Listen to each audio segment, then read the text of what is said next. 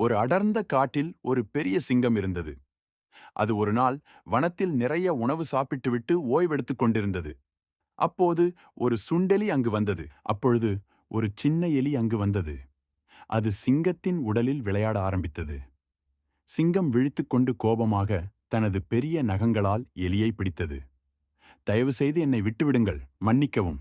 ஒரு நாள் உங்களுக்கு உதவியாக இருக்கலாம் என்று எலி புலம்பியது.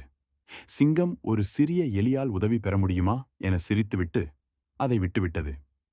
ஒரு நாள் வேட்டையாட சென்ற சிங்கம் வேட்டைக்காரர் வலையில் அகப்பட்டு விட்டது. அது தப்பிக்க முடியாமல் எழுந்து அலறியது. அந்த சத்தம் கேட்ட எலி விரைந்து வந்தது.